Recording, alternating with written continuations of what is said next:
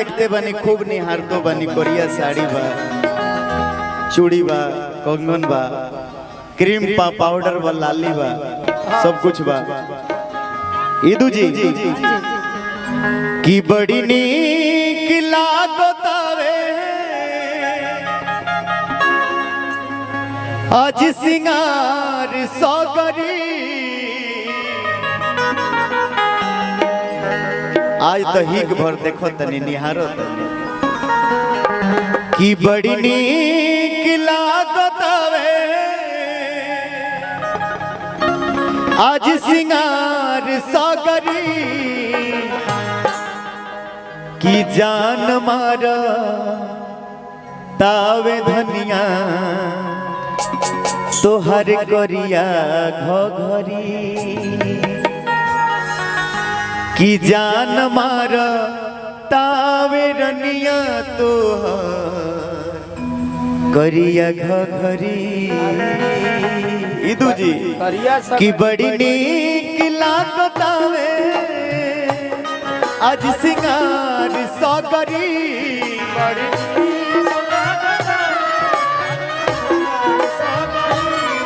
बड़ी नीक लागतावे आज सिंगार सौगरी जान मारा तावे धनिया तोहर करिया घघरी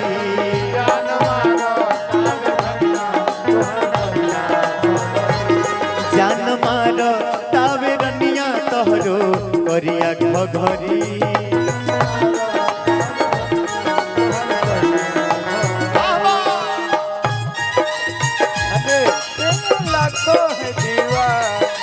लाखों है दीवाने तेरे लाखों है दीवाने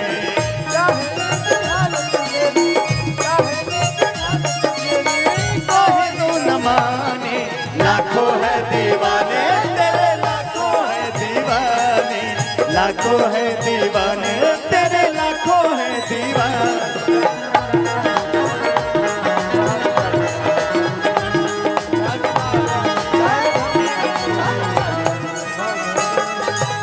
ए ऋतु जी और ये आगे आ जाएंगे और ये चमके लगे जब भाई वाइट वाइट रो चेहरा पर पड़ी नहीं हमने काम नहीं कि तनी सा कोरिया बनी जाए मन करे तोहारा के देखी टुकुर टुकुर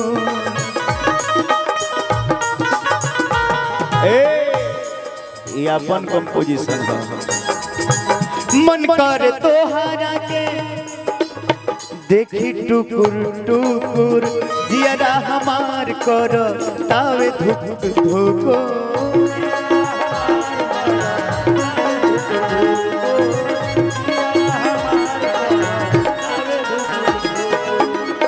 ए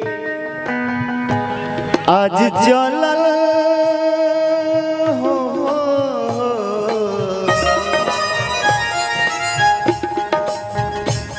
आज चलल नहीं जाई हमारा से डहरी चलल नहीं जाई हमारा से डगरी आज चलल नहीं जाई हमारा से डगरी जान मार तावे धनिया तोहर करिया घघरी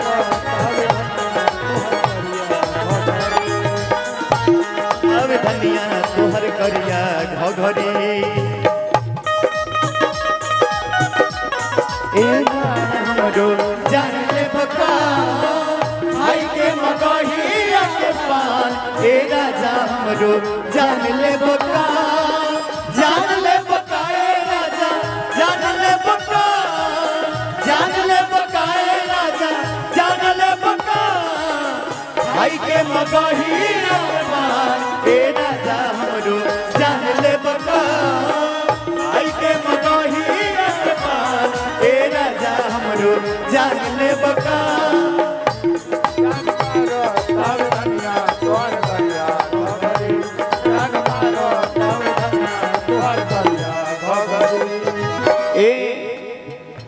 ऋतु जी अंतिम में कहे के बाद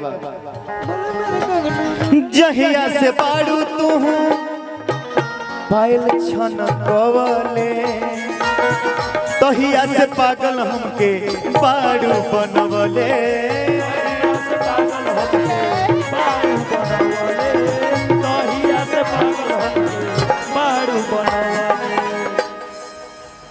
मन करे रानी हो ऐसे ना मनाई। अच्छा चुन्नू बाबा खड़ा होइए आप। भैया तब क्या हम कहत ना नहीं तनी शर्मात रहनी कि पता ना का होई का ना तो करी तो जी। अरे उनको छोड़िए आप इधर आइए।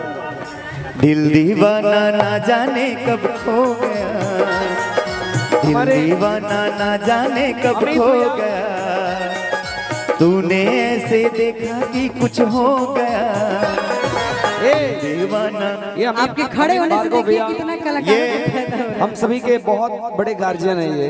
और भैया के यहाँ हम लोग गए थे, आदरणीय हम लोग के गुरुजी श्री चंदन गुरुजी के माध्यम से। हाँ बोल रहे थे कुछ। वकील साहब हैं ये, और मैं सच्चाई बताऊं कि बहुत प्रेम मिलता है, बहुत प्यार मिलता है। हम तो हृदय से एक ही बात कहते हैं कि ऐसे ऐसे अगर भाई ऐसे ऐसे प्रेम करने वाले बड़े भैया लोग हो जीवन में चांदनी इनको नहीं, उससे क्या मतलब, जबरदस्ती पकड़ के